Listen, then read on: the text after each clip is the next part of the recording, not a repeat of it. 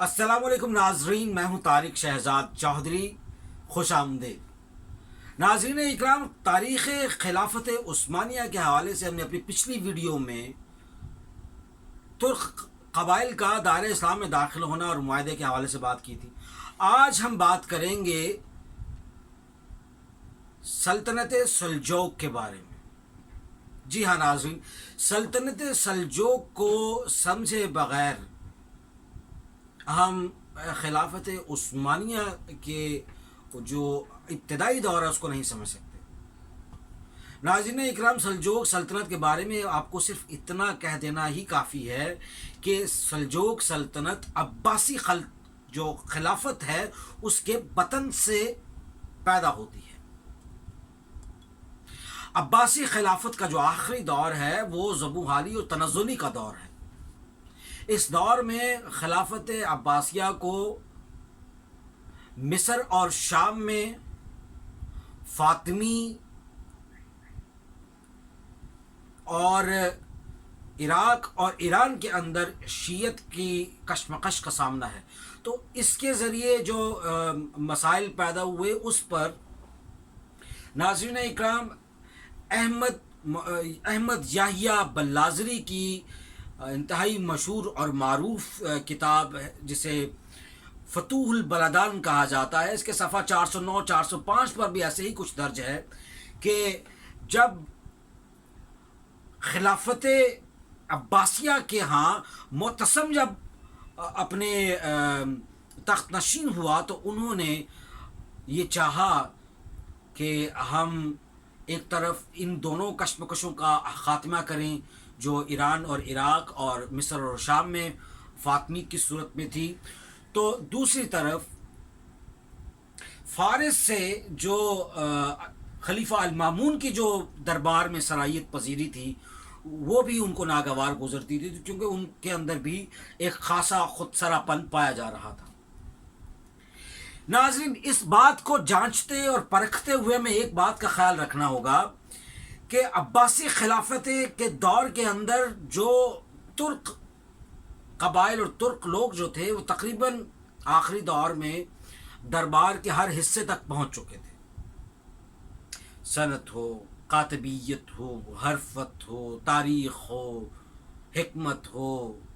یہاں تک کہ بہت زیادہ ہر شعبے میں وہ ماہر تھے، اور ان کی بڑی وجہ ایک دلیری اور ایک ذہانت تھی،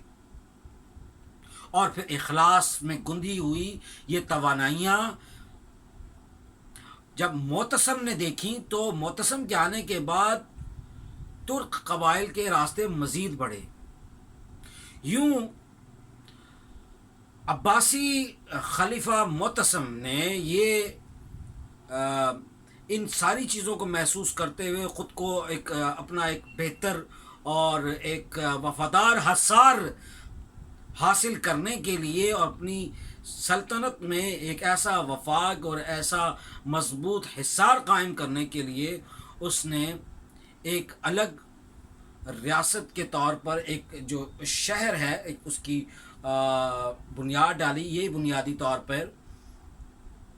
سلجوق سلطنت کی وہ بنیاد تھی جو ماورت النہر کے علاقے، ایشیائے قوچک کے علاقوں میں تھی، اور اس میں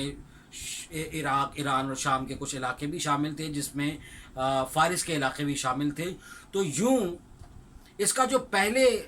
صدر مقام یا صدر دفتر تھا، اس کا جو مستقر تھا وہ ایران کا شہر رے تھا۔ ایرانی شہر رے کے بعد پھر بغداد یعنی عراق کا شہر بغداد اس کا مستقر اور مرکز ٹھہرا، اور اس کے بعد پھر یہ آگے تاریخ بڑھتی رہی۔ تو یوں ہم سمجھ سکتے ہیں کہ تاریخ میں سلجوق سلطنت جو ہے یہ بھی عباسیوں کے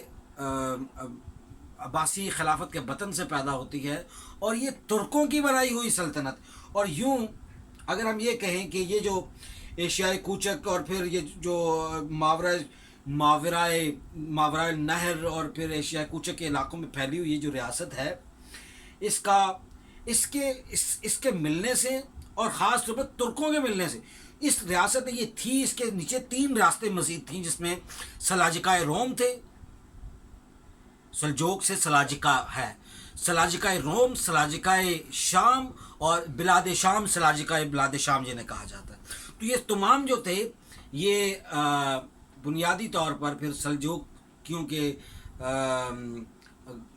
زیر فرمان اور زیر تابع تھے. تو یوں سلجوقوں کی جو اصل کارکردگی اور جو کاروائی اور مطمع نظر اور جو فکر اور جو جہد تھی وہ عباسیوں کے جو اقتدار اس کو طول دینا تھی. شاید عباسی خلافت بہت پہلے ختم ہو جاتی، اس کو طول دینے میں شاید ان کا بہت بڑا کردار رہا سلجوق ریاستوں میں. تو یوں ناظرین اکرام ہمیں بات کرتے ہیں کہ جو میں نے کرمان اور بلاد شام اور جو سلاجقہ روم کے حوالے سے ہم نے عرض کیا، تو یہ خلافت عباسیہ کے لیے ایران، عراق اور مصر اور شام میں انہوں نے جو کام کیا، اس سے ہم وہ جو ریاست ہے وہ سلجوق ریاست کہلاتی ہے، اور سلاجقہ جو اس کی دیگر ذیلی یا چھوٹی یا سب اسٹیٹس ہیں وہ اس وقت اپنی اہمیت کے اندر بہت ہی زیادہ اہم تھی. تو آج کے لیے ہم اس نشست کا اختتام کریں گے، لیکن ہم اگلی ویڈیو کے اندر ہم یہ جاننے کی کوشش کریں گے کہ حوادث کیا تھے اور معاملات جو ہیں وہ کس طرح سے تبدیلی کی جانب گئے، اور پھر وہاں کی معاشی اور معاشرتی زندگی کے کچھ پہلوؤں سے ہم آگے چلتے ہوئے اپنے اگلے عنوان اور موضوع کا انتخاب کریں گے. جزاک اللہ، بہت شکریہ.